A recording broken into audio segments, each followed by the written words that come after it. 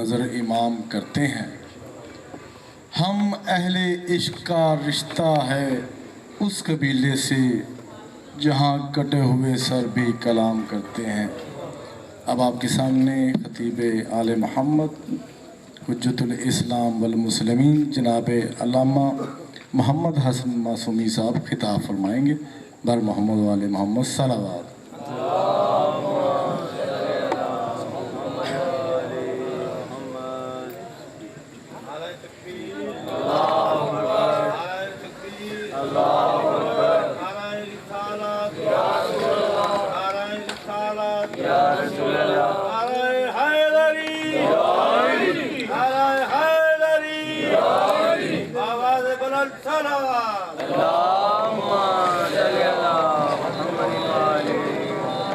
أعوذ بالله من الشيطان اللعين الرجيم بسم الله الرحمن الرحيم الحمد لله الذي لا يبلغ مدحته القائلون ولا يحصي نعماءه العادون ولا يعدي حقه المجتهدون الذي لا يدركه بعد الهمم ولا يناله غوص الفتن الذي ليس لصفته حد محدود ولا نعت موجود ولا وقت ممدود ولا عجل معدود فطر الخلائق بقدرته ونشر الرياح برحمته وبدد بالسحور ميدان أرضه أما بعد قال الله تبارك وتعالى في القرآن المجيد وفرقانه الحميد وإذ ابتلى إبراهيم ربه بكلمات فأتمهن قال إني جاعلك للناس إماما قال ومن ذريتي قال لا ينال أحد الظالمين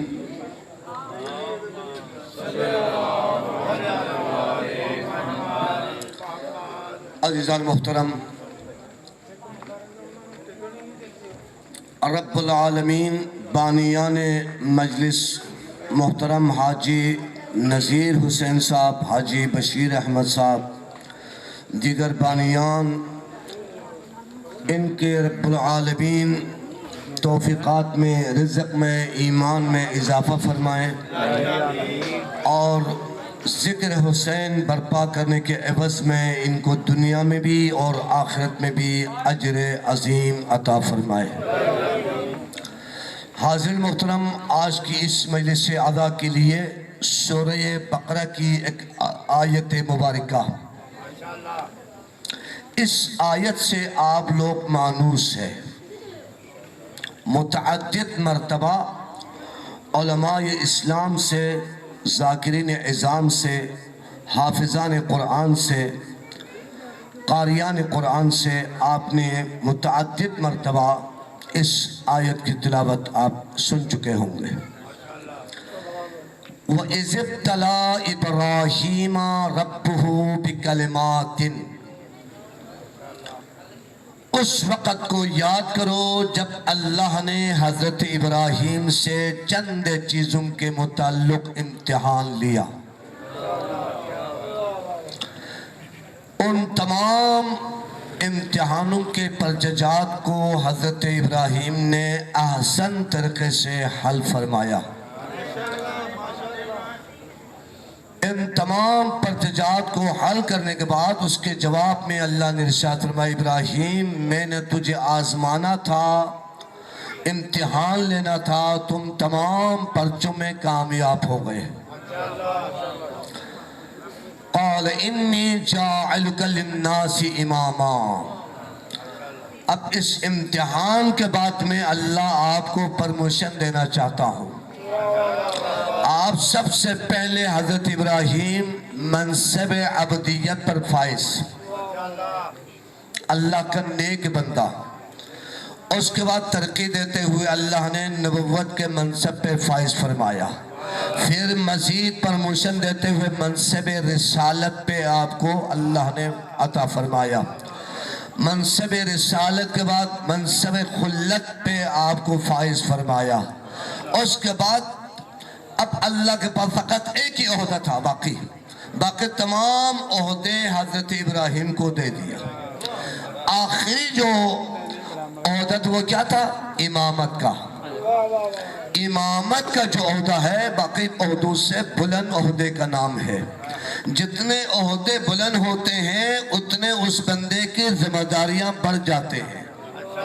دیکھو نا، ایک بندہ ہوتا ہے ایس ایچ او صاحب، وہ ایک مخصوص کالونی میں تھانے کا انچارج ہوتا ہے. اس سے بڑا جو منصب ہے ڈی ایس پی صاحب، وہ پورا سٹی کے ایریے میں وہ انچارج ہوتا ہے پولیس کے محکمے میں. اس سے بڑا جو ہوتا ہے ڈی پی او صاحب، وہ پورے ضلع کا جو ہے نا وہ انچارج ہوتا ہے. اور ڈی پی او صاحب سے جو بڑا ہے وہ آر پی او صاحب ہوتے ہیں، وہ پورے ڈویژن کا انچارج ہوتا ہے. اور آر پی او صاحب سے جو بڑا عہدہ ہے وہ آئی جی پنجاب ہوتا ہے پورے صوبے کا. وہ پورے صوبے کے یعنی تمام پولیس والوں کا ہیڈ ہوتا ہے. آئی جی سے جو بڑا ہوتا ہے وہ ہے وزیر اعلیٰ صاحب. وزیر اعلیٰ سے جو بڑا منصب والا ہوتا ہے، زیادہ اختیار والا، وزیر اعلیٰ کا بس اختیار ہے پورے صوبے کا. اس سے بڑا جو صاحب اختیار ہے اس سے وزیر اعظم کہتے ہیں، پورے ملک کا کنٹرول اس کے پاس ہوتا ہے. اسی طرح سب سے پہلے اللہ نے جناب ابراہیم کو عبدیت کا منصب عطا فرمایا. حضرت ابراہیم نے اپنے عبدیت کے منصب کو احسن طریقے کے ساتھ اللہ کی بندگی کرتے ہوئے توحید کے علمبردار، توحید کے پرچم کو بلند کیا، بغیر یعنی اس نمرود سے ڈرے اس زمانے کے بت پرست، بت فروش اور بت سازوں سے پرواہ کیے بغیر اپنے منصب عبدیت کو کمال تک پہنچایا. اللہ نے منصب نبوت عطا فرمایا. منصب نبوت میں بھی آپ نے آسن مکمل ایمانداری دیانتداری کے ساتھ انجام دیا. پھر اللہ نے منصب رسالت عطا فرمایا. آپ کی رسالت فقط شہر بابل کے لیے، عراق والوں کے لیے نہیں، بلکہ آپ کی شریعت اور آپ کا یہ رسالت پوری دنیا کے لیے تھا. اس کے بعد سب سے آخر میں منصب امامت دینے کا اللہ نے اعلان فرمایا. میرے پاس ایک اور منصب ہے، اس منصب کا نام منصب امامت ہے. امام پوری دنیا کے لیے ہوتا ہے، پوری دنیا کے لیے. انی جاعلک للناس اماما. اے ابراہیم، آج کے بعد میں نے تمام للناس، تمام لوگوں کے لیے، تمام نوع انسان کے لیے میں نے تجھے امام بنا رہا ہوں.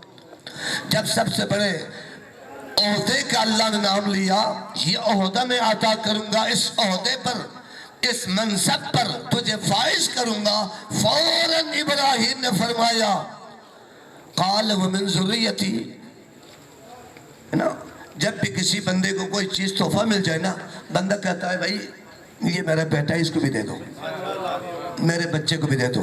کوئی تبرک تقسیم ہو رہا ہے، کوئی جوس گرمیوں کا موسم میں، کوئی بوتل، کوئی ٹھنڈا پانی. کوئی آپ جب ہم زیارات پہ جاتے ہیں تو عراق میں یا ایران میں کسی بھی بزرگ کے روزے پر کچھ اہل خیر حضرات، عراقی لوگ بہت سخی ہوتے ہیں. اسی طرح مکے میں حاجیوں کے لیے لوگ آب زمزم کے بوتل، ساتھ کھجورے، ساتھ کچھ چاول، بریانی، ساتھ اور بھی کھانے پینے کی چیزیں، جوس، دودھ کے پیکٹ اور بھی چیزیں تقسیم کرتے ہیں. تو بندہ کہتا ہے میرے بچے ہیں، یہ اس کو بھی دو. باقی منصب عبدیت، منصب نبوت، منصب رسالت، منصب خلت جب تقسیم کیا تو ابراہیم نے نہیں فرمایا یہ عہدہ میرے اولاد کو بھی عطا کرے. جب اللہ نے منصب امامت کا اعلان فرمایا، فوراً ابراہیم نے بولا قال ومن ذریتی. پروردگارا یہ منصب امامت کیا میرے اولاد کو بھی پہنچے گا؟ فوراً اس کے جواب میں اللہ نے فرمایا ہاں تیرے اولاد کو بھی منصب امامت پہ میں عطا کروں گا، منصب امامت پہ فائز کروں گا، شرط یہ ہے لا ینال عہد الظالمین، تیرے اولاد میں سے، تیرے ذریت میں سے، تیرے نسل میں سے جو ظالم ہوگا میں منصب امامت عطا نہیں کروں گا۔ تو معلوم ہوا امام معصوم ہوتا ہے، ظالم نہیں ہوتا، گناہگار نہیں ہوتا۔ کوئی جاہل بندہ ہو اس کو اللہ امامت کا عہدہ عطا نہیں کرتا، بے دین بندہ ہو، بے عمل بندہ ہو، کمزور عقیدہ والا ہو، اللہ اس کو منصب نبوت عطا نہیں کرتا۔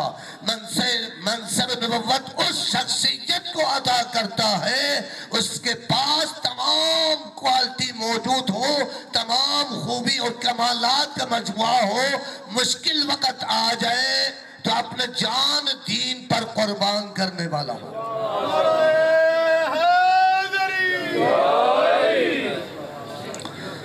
جناب حضرت ابراہیم ابھی پیدا ہونے والا ہے، پیدا ہوا ہی نہیں ہے۔ آپ کا چچا، آپ کے والد محترم جناب تعرق جناب ابراہیم کی ولادت سے پہلے وفات پا چکے تھے۔ توجہ سے سننا، ٹھیک ہے نا جی؟ بے شک یعنی سلوات درود نہ بھی پڑھیں کوئی حرج نہیں، اگر چپ صحیح بھی بننا ہے، چپ صحیح سرکار تو کوئی مسئلہ نہیں ہے۔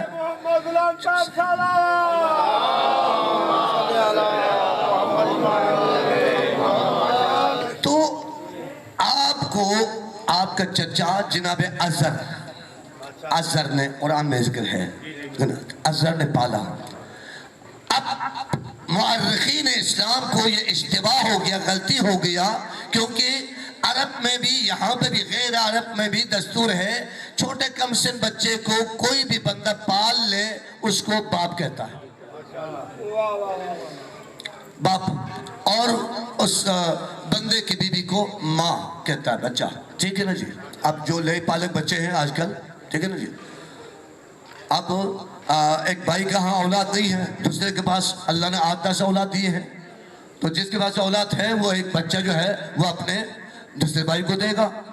اب بچے کو اپنے بھائی نے اور چچا نے اور چاچی نے پالا ہے تو بڑا ہو کر بچہ اسی چچے کو باپ بولے گا اور چچے کو ماں، ٹھیک ہے نا؟ یہ ہوتا ہی نہیں ہوتا۔ تو جناب عزر چچا تھا، سکا چچا، اور یہ عزر جو تھا یہ فقط بت پرست نہیں تھا، بت پرست بھی، بت ساز بھی، بت فروش بھی، بیک وقت 3 کام کرتے تھے۔ پہلے بت تیار کرتے تھے، بت سازی کے فیکٹری بنا ہوا تھا، کارخانہ، اس میں مختلف ورائٹی کے بت تیار کرتے تھے، پتھروں سے، لکڑیوں سے اور مٹی سے، جیسے ہم مٹی کے مختلف برتن تیار کرتے ہیں، اسی طرح مختلف یعنی بت سازی کرتے تھے فیکٹری میں، کارخانے میں، اور اس کے بعد مختلف لوگوں کو بلا کر کبھی تھوک اور پرچون بیچتے تھے۔ یہاں بھی تھوک کا کام کرتے ہیں لوگ، پرچون کا بھی کام، دیکھو نا یہ کپڑا ہے اور بھی چیزیں ہیں، تھوک والے بھی ہیں اور پرچون والے بھی ہیں۔ تھوک پہ بھی یہ بت فروشی کرتے تھے اور پرچون پہ بھی۔ اس کے علاوہ خود بت پرست بھی تھا، بتوں کو رج رج کر سجدے کیا کرتے تھے، ٹکا کے بت پرستی کرتے تھے۔ اور یہ بندہ جو تھا عزر نمرود کا بالکل قریبی دوست تھا، مشیر بھی تھا، دوست کے علاوہ مشیر بھی، جیسے ہمارے وزیر اعظم کے مشیر ہوتے ہیں 3-4 افراد، اور وزیر اعلیٰ کے مشیر ہوتے ہیں، جو صدر صاحب ان کے بھی مشیر ہوتے ہیں، وہ مشاورت سے اپنے سسٹم کو، نظام کو چلاتے ہیں۔ تو یہ مشیر ہوا کرتا تھا۔ ایک دن جناب مسٹر عزر صاحب نے اپنے حساب کتاب لگائے علم نجوم کے ذریعے سے، اس میں سامنے آیا کہ اب نمرود کا تخت الٹنے والا ہے، نمرود کی تخت و تاج، حکومت فارغ ہونے والا ہے، ختم ہونے والا ہے۔ اس نے نمرود کو بتایا بھئی میرے پاس ستارہ شناسی کا علم نجوم کا علم ہے، میں نے اپنے علم کے ذریعے سے یہ میں نے اندازہ لگایا کہ تیری حکومت برباد ہونے والا ہے، تیرے حکومت کا خاتمہ ہونے والا ہے، اور اس شہر میں، شہر بابل میں ایک بچہ پیدا ہونے والا ہے، اس بچے کا نام ابراہیم ہوگا، وہ جب جوان ہوگا تیرے تخت و تاج کو، تیرے سلطنت اور بادشاہت کو فنا کرے گا، تیرے حکومت کو ملیامین کرے گا۔ اچھا یہ جو ہے نا لوگ، ہمیں تو پرواہ نہیں ہے، نہ ہمارے پاس عہدہ ہے، نہ ہم نے کبھی کرپشن کیا ہے، نہ ہم نے سرکار سے کچھ کھایا پیا ہے، نہ ہم سرکاری رہائش گاہ ہمارے پاس ہے، نہ ڈرائیور ہمارے پاس ہے، نہ گورنمنٹ کی طرف سے گاڑی ہے، نہ ماہانہ الاؤنس ملتا ہے، ٹھیک ہے نا جی، ہمیں کوئی پرواہ نہیں۔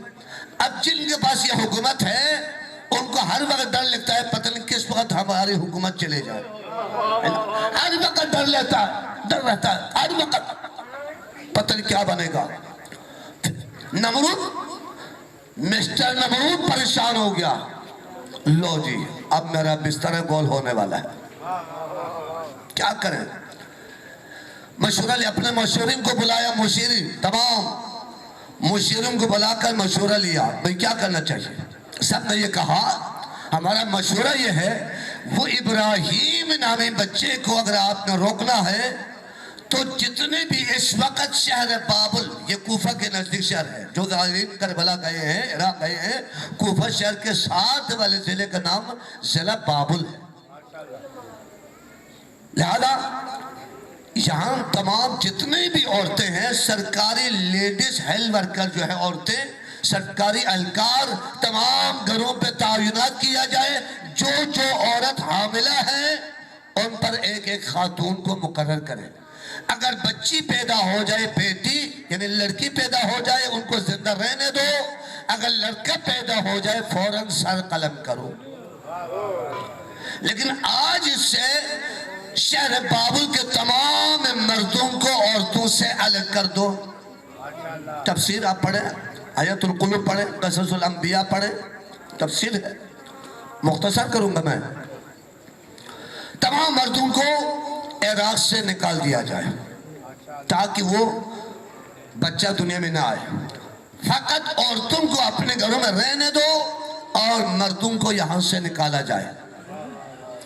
تمام شہر بابل کے آس پاس کے ارد گرد کے مضافات کے مردوں کو جو شادی شدہ تھے ان کو گھروں سے نکال دیا گیا، تم دوسرے شہروں میں شہر بدل کر دیا، عورتوں کو رہنے دیا۔ اور اسی زمانے میں قدرت کا نظام، اللہ کی طاقت کے سامنے کون کچھ کر سکتا ہے؟ اللہ کا کوئی مقابلہ نہیں کر سکتا۔ جب اسی دور میں حضرت ابراہیم کے والد جناب تعرخ ابن ناخور اپنے اہلیہ شریک حیات سے ملاقات ہو گئی اور حمل ٹھہر گیا، بچہ اپنے شکم مادر میں آ گیا، اور جناب ابراہیم کی والدہ کا نام بونا ہے، بونا، یہ ذہن میں رکھنا، بونا۔ جناب موسیٰ کے والد کا نام کیا تھا؟ یوکبت۔ واقعہ بیان کرتے ہیں لیکن آگے ماں باپ کے نام پوچھے کہتے ہمیں نہیں پتا۔ مسلمان مؤرخین نے کہا یہ عزر والد تھا جناب ابراہیم کا، حالانکہ عزر چچا ہے، باپ کا نام تعرخ تھا۔ جناب ابراہیم اور حضرت نوح کے درمیان 2000 سال کا فاصلہ ہے، 2000 سال کا فاصلہ ہے جناب نوح اور ابراہیم کے درمیان۔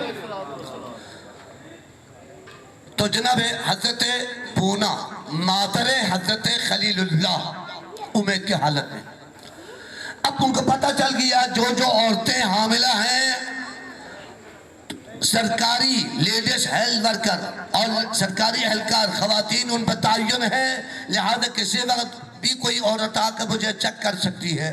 اللہ نے ابراہیم کی والدہ کے شکم میں اظہار حمل کو خفیہ رکھا، ظاہر نہیں ہونا دیا۔ توجہ ہے نا برادر؟ توجہ نہیں، یعنی ظاہر نہیں ہونا دیا۔ 9 مہینے کے بعد جب بچہ دنیا میں آنے کا وقت جب قریب آیا، ماں نے سوچا اگر میں نے بچے کو گھر میں جنم دیا تو سرکاری پولیس والے، مخبری والے لوگ کہیں گے میرے بچے کو قتل کرے گا، کیا کرے گا؟ جناب ابراہیم کی والدہ نے ایک پلاننگ تیار کیا، میں شہر سے باہر جا کر کسی غار میں، کسی دیہات میں، کسی جھونپڑی میں جا کر بچے کو میں جنم دوں گی۔ شہر سے باہر دور جا کر بالکل جی ٹی روڈ پر واقع ہے شہر بابل کے ایک چھوٹا سا ایک پہاڑ کے اندر کے غار تھا. اس غار میں چلے گئے, بچے کو وہاں جنم دیا جناب ابراہیم کو. ابراہیم کے پیدائش کے بعد توجہ سے سننا, چودھری مجید صاحب ماشاءاللہ کافی دنوں کے بعد میں نے چودھری مجید صاحب کو دیکھا ہے, اور جگر ہمارے کافی تعداد میں دوست بیٹھے ہیں. میرے خاص مرید خاص بھی بیٹھے ہیں سامنے, حالانکہ میرا کوئی مرید نہیں ہے, نہ میں سید ہوں, میرا مرید نہیں ہے, لیکن لوگ تکے نال مرید بن جاتے ہیں تو کیا کریں ہم, تکے نال, ٹھیک ہے نا جی. تو بچے کو پیدائش کے فوراً بعد بچے کو دودھ پلا کر اسی غار میں سلا کر جناب بونا مادر ابراہیم واپس کر آتی. اب مشکل ہے, 9 مولود بچے کو گھر سے دور کسی غار میں سنسان, وہاں پہ نہ بجلی ہے, نہ پکا ہے, نہ کوئی دیکھ بھال کرنے والا ہے, آس پاس بھی کوئی آبادی نہیں ہے, ویران جگہ پر 9 مولود بچے کو چھوڑ کر واپس آنا کوئی آسان کام نہیں ہے, وہ بھی ماں کے لیے. کبھی 1 دن کے بعد, کبھی 2 دن کے بعد, کبھی 2 رات کے بعد خفیہ طور پر ابراہیم کی ماں جایا کرتی تھی بچے کو دودھ پلانے کے لیے. 2-4 گھنٹے بچے کے پاس بیٹھ کر بچے کے گود میں بٹھا کے پیار کر کے بچے کو دودھ پلا کے ماں واپس آتی تھی. بچے کو وہاں چھوڑا, واپس آیا 3 دن کے بعد. اب 3 دن تک کوئی بھی بچہ ماں کے دودھ کے بغیر زندہ رہ نہیں سکتا. ماں جب تیسرے دن چلے گئی غار میں بچے کو دودھ پلانے کے لیے, دیکھا بچہ بھی بیدار ہے, سویا ہوا نہیں ہے, بچہ اپنا انگوٹھا چوس رہا ہے. اللہ نے اپنے خلیل کے انگوٹھے سے دودھ کا چشمہ جاری فرمایا, دودھ کا چشمہ. حقیقت ہے نا, اس میں کوئی مبالغہ, آپ تمام کتابیں میرے پاس موجود ہیں, قصص الانبیاء, حیات القلوب, تفسیر اسلام, یہ سارے کتابیں میں موجود ہیں. تاریخ اسلام بمعنی تفسیر اسلام, قصص الانبیاء, حیات القلوب اور تفسیر قرآن سب میں موجود ہے. یہ واقعہ درج ہے. بچے کے اس انگوٹھے سے تمام بچوں کا, انسانی جو بچے ہیں, اس میں مسلمان غیر مسلمان والا مسئلہ نہیں ہے, فطرت ہے بچوں کا. بچہ جو ہے نا, جب بھوک پیاس لگنا شروع ہو جائے بچہ اپنا انگوٹھا چوسنا شروع کرے گا. انگوٹھے کو دیکھا تو اللہ نے دودھ کا چشمہ جاری فرمایا, اللہ کا شکر ادا کیا. 13 سال تک جناب بونا نے اپنے بچے کو اسی غار میں چھوڑا, غار میں رکھا. اور 13 سال کے بعد جب پھر انہیں ہر دوسرے تیسرے دن ماں جب آتی تھی دودھ پلانے کے لیے, بچے نے کہا اماں ساری زندگی اس غار میں, چھوٹا سا غار ہے, ابھی ہم دیکھ رہے زیارت کر کے آئے, میں ہر سال جاتا ہوں زائرین کو دکھاتا ہوں, وہاں پہ پہلے میں لیکچر دیتا ہوں, اس کے بعد جا کر زائرین کو زیارت. آپ لوگ جو گئے ہیں آپ نے دیکھا ہوگا. بچے نے کہا اماں یہ چھوٹا سا غار ہے, اب میں کب تک میں اس غار میں زندگی گزاروں, مجھے گھر لے چلو. کہا بیٹا گھر میں ابھی ماحول سازگار نہیں ہے, ماحول اچھا نہیں ہے, نمرود تجھے قتل کرے گا, نمرود کو جب پتہ چلے گا. کہا اماں نہیں, میرا اللہ مجھے بچائے گا, مجھے بچائے گا. اور کچھ دنوں کے بعد, جلدی کر رہا ہوں جناب, کچھ دنوں کے بعد حضرت ابراہیم کو ماں نے گھر لے کر آیا. ازر نے پوچھا اپنے بابی سے یہ بچہ کس کا ہے؟ کہا یہ آپ کا بھتیجا ہے, تعلق کا بیٹا ہے. نمرود کے قتل کے خوف کی وجہ سے میں نے اس کو غار میں چھپا کر رکھا تھا, اب یہ بالغ ہونے والا ہے, اب جوان ہو گیا ہے, لہذا تم نے مخبری نہیں کرنا, یہ تم نے بتانا نہیں نمرود کو. لیکن اس دور میں اللہ نے ایک فرشتے کو انسانی لباس میں, انسانی بشری لباس میں نمرود کے پاس بھیجا تبلیغ کرنے کے لیے. اے نمرود تو ابھی بھی ٹھیک ہو جا. نمرود بڑا فاسق و فاجر, بڑا عیاش بندہ تھا, بڑا متکبر بندہ تھا. اس نے کہا نہیں. جناب ابراہیم سے پتہ نہیں کتنے مرتبہ متعدد مناظرے ہوئے, ہر مناظرے میں نمرود شکست کھایا, ابراہیم کامیاب ہو گیا. آخر خلاصہ بیچ میں سارے کلمہ چھوڑ دیتا ہوں. آخر تنگ آ کر نمرود نے کہا اے ابراہیم اپنے رب کو بلاؤ, میں تیرے رب کے ساتھ جنگ کرنے کے لیے تیار ہوں. کہا ٹھیک ہے. نمرود نے 1,00,000 کا لشکر تیار کیا، ہر کسی کے ہاتھ میں تیر ہے، تلوار ہے، نیزے ہیں، کمان ہے، کسی کے ہاتھ میں ڈنڈا ہے، کسی کے ہاتھ میں پتھر ہے، کسی کے ہاتھ میں ذرہ ہے، اللہ کے لشکر سے لڑنے کے لیے۔ ادھر جناب ابراہیم نے اللہ سے درخواست فرمائی، پروردگارا یہ بندہ نمرود اپنے حد سے باہر ہو گیا، میرے نصیحتوں کو قبول کرنے کے بجائے تیری وحدانیت پر، میرے رسالت پر ایمان لانے کے بجائے یہ تجھے لڑنے کے لیے تجھے چیلنج کر رہا، یا اللہ اپنا لشکر بھی بھیج دو۔ یہ کہہ کر اللہ کو یہ اپنا پیغام پہنچا دیا، آیا نمرود کے قریب، اے نمرود اب میرے اللہ کا لشکر بھی آنے والا ہے۔ تو کہا کدھر ہے؟ جناب ابراہیم نے فرمایا تیرے لشکر گروں سے آیا ہے، میرا لشکر گروں سے نہیں، اوپر سے آئے گا، اوپر دیکھتے رہو۔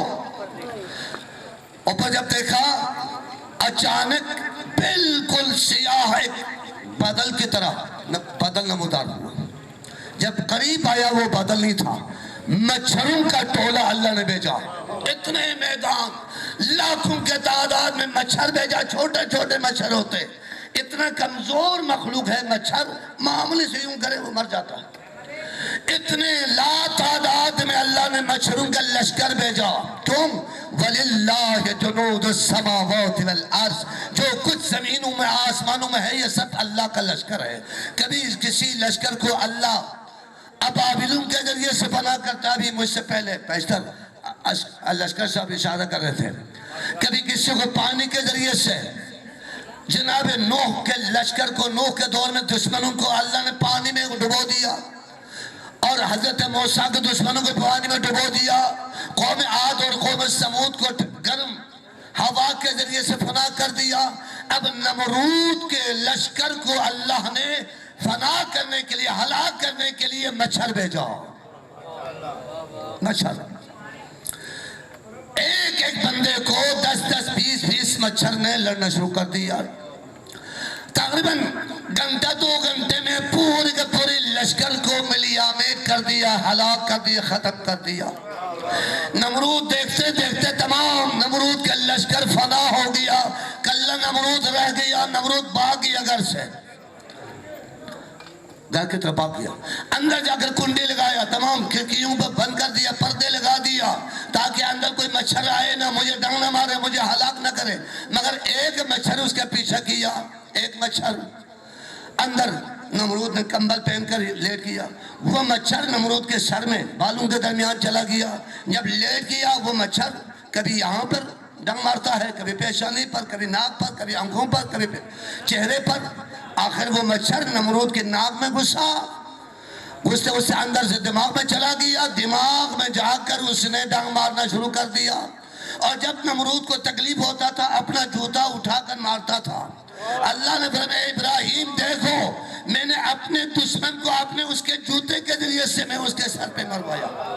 دیکھو نظام قدرت، اللہ کے قادر ہونے کو دیکھیں،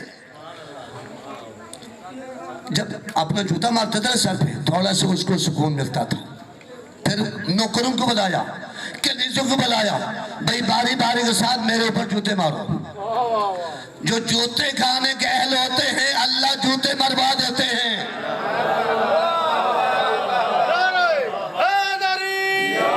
جو باطل طاقتور باطل بادشاہ ہوتا ہے اللہ ان کو جوتے مروا کر ہلاک کر دیا، اور آخر میں وہ بندہ نمرود بھی مر گیا، اور حضرت ابراہیم چھا گیا، پورے شہر بابل میں، پورے عرب میں چھا گیا، ہر میدان میں ابراہیم نے نمرود کو شکست دیا۔ لہذا زمن میرے سنی شیعہ سارے بیٹھے ہیں، اگر آپ زندگی کامیابی چاہتے ہو تو حق کا ساتھ دیا کرو، حق کا ساتھ دو گے دنیا کی کوئی طاقت آپ کو شکست نہیں دے سکتے۔ جس دن آپ حق کا دامن چھوڑو گے، باطل کی خفیت اور باطل کے ساتھ ہو گے، اس دن آپ ہار جاؤ گے۔ بس عزیزان محترم ذاکر صاحب یہ آ گئے ہیں، واقعی کربلا کے بعد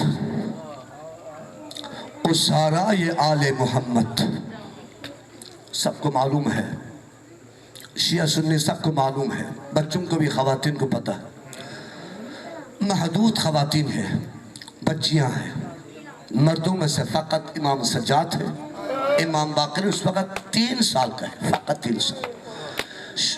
کوفہ لے کر گئے، 2-3 دن کوفہ میں رکھا، اس کے بعد کوفہ سے شام کی طرف یزید کے دربار میں لے جانے کے شام کی طرف لے کر چلے۔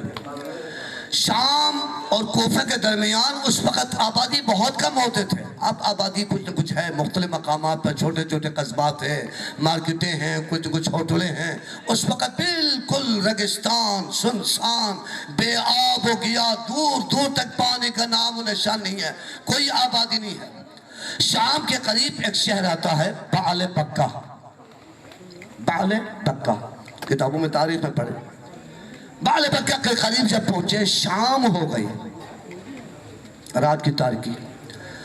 اب لشکر یزید کے جو سپہ سالار تھے اس وقت، شمر، عمر سعد کا ذکر نہیں ہو اس میں، ہو سکتا عمر سعد پہلے شام چلا گیا ہو یا عمر سعد بعد میں گیا ہو، لیکن لشکر کے ساتھ نہیں تھے۔ شمر، خولی، سنان، باقی تمام ظالم لوگ موجود تھے۔ دیکھا اب شام قریب ہے، اگر ہم نے رات کی تاریکی میں سفر کیا، ہو سکتے ہیں آس پاس کے قصبات کے لوگ کٹے ہو کر ہم سے یہ شہداء کے سر چھین لے اور ہم سے یہ قیدیوں کو چھڑوا لے گا، ہمارے پاس جو تبرکات ہے وہ ہم سے چھین لے گا، لہذا رات کی تاریکی میں سفر کرنا ہمارے لیے مفید نہیں ہے۔ اسی جگہ دیکھا تو ایک گرجا ہے، ایک عبادت خانہ ہے۔ عیسائیوں کے مسجد کو گرجا کہتے ہیں، ہمارے جو مسلمانوں کے جو عبادت خانہ ہے اس کو ہم مسجد کہتے ہیں، ہمارے مسیحی جو برادری ہے ان کے عبادت خانے کو گرجا۔ دیکھا گرجا ہے، مضبوط ہے۔ شمر قریب جا کر دروازہ کھٹکایا، آواز دیا، اندر سے ایک بزرگ تھوڑے سے عمر رسیدہ آیا۔ بھئی کیا بات ہے؟ بھئی ہم لوگ سرکاری ملازم ہیں، یہ ہمارے ساتھ کچھ قیدیاں ہیں اور کچھ شہیدوں کے سر ہیں، ہم لوگ مسافر ہیں، ہم شام جا رہے ہیں، لہذا آج ایک رات کے لیے اپنے گرجے میں ہمیں ٹھہرنے کی اجازت دیا جائے۔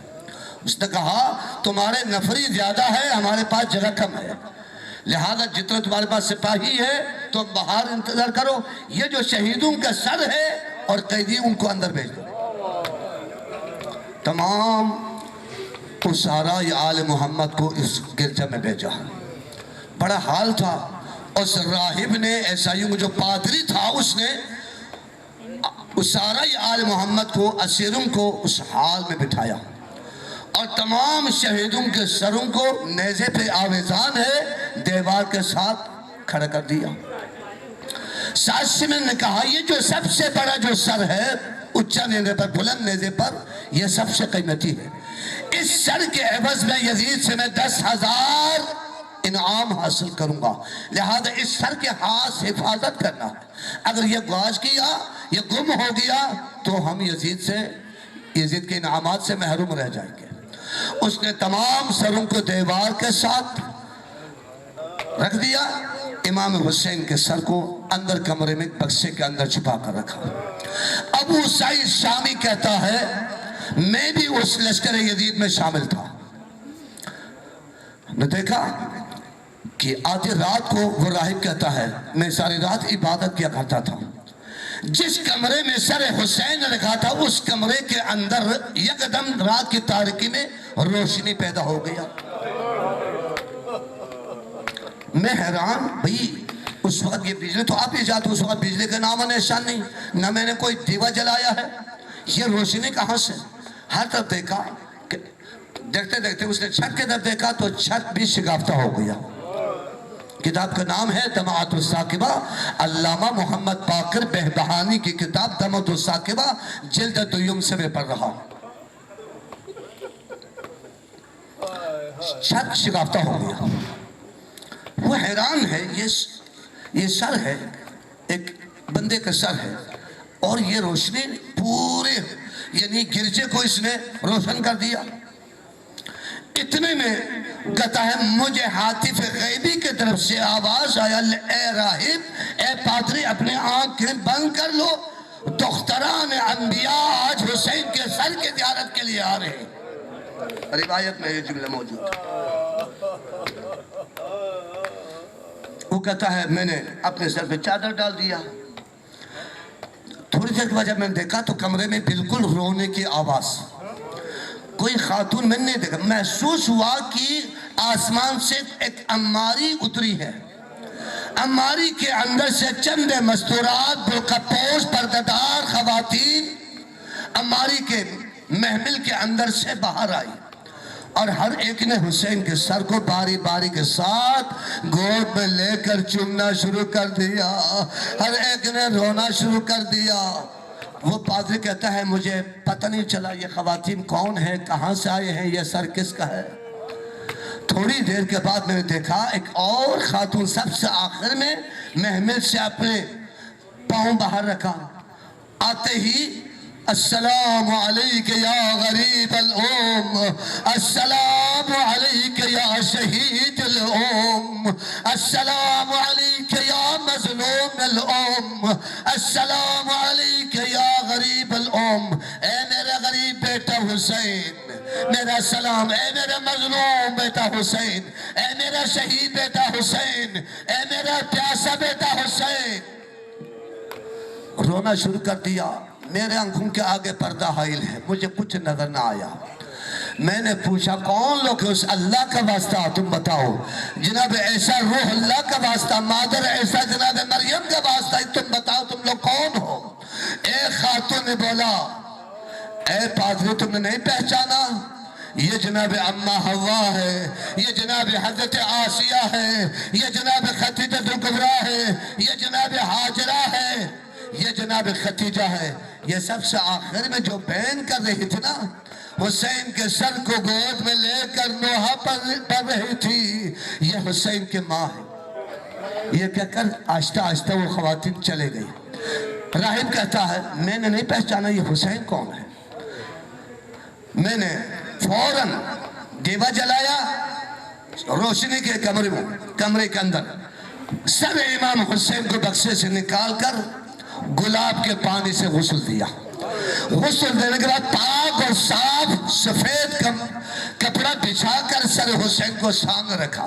میں نے خود بھی وضو کرنے کے بعد جس طرح ہم حالت تشہد میں بیٹھتے ہیں، پادری تشہد میں بیٹھ کر امام حسین کے سر سے مخاطب ہو گیا، پوچھا اے اللہ کے ولی تم کون ہو؟ میں نے نہیں پہچانا، تھوڑا سا آپ نے تعارف کرو، مجھے لگتا ہے آپ کوئی عام انسان نہیں ہے، اللہ کا کوئی خاص ولی ہے، میں نہیں پہچان سکا، اپنا تھوڑا سا تعارف فرماؤ۔ سر امام حسین سے جواب آیا انا ابن محمد المصطفیٰ۔ اے پادری اگر تم نے مجھے نہیں پہچانا تو میں محمد مصطفیٰ کا فرزند ہوں، مسلمانوں کا آخری نبی سید الانبیاء کا چھوٹا نواسہ حسین ہوں۔ انا ابن علی ابن ابی طالب، میں محمد مصطفیٰ کے داماد علی المرتضیٰ کے بیٹا ہوں۔ انا ابن فاطمہ الزہراء، میں رسول اللہ کے بیٹی جناب زہرا کا بیٹا ہوں۔ انا ابن خدیجۃ الکبریٰ، میں خدیجۃ الکبریٰ کا بیٹا ہوں۔ انا ابن سدرۃ المنتہیٰ، میں سدرۃ المنتہیٰ کا بیٹا ہوں۔ انا ابن المکہ والمنا، میں مکہ منا کا فرزند ہوں، یعنی مکہ منا کا میں وارث ہوں، سدرۃ المنتہیٰ کا وارث ہوں۔ بس یہ جملہ سننا تھا۔ اس راہب نے رو رو کر اے حسین تیرے قاتلوں پر لعنت ہو، اے حسین مجھے آپ اپنے نانے کے کلمہ پڑھو، مجھے مسلمان کرو۔ اب اندازہ کرو حسین وہ ہستی شہادت کے بعد زبان مبارک سے ایک طرف تلاوت قرآن، ایک طرف اپنا تعارف، ساتھ اس بندے کو راہب کو مسلمان کیا، بس آخری جملہ مسلمان کے مسلمان ہو گیا۔ صبح کے وقت اس نے کہا اے شمر تم پر لعنت ہو، تم نے نہیں بتایا یہ تو کائنات کے سب سے بلند خاندان، سب سے افضل خاندان کے چشم چراغ ہو، اگر تمہارے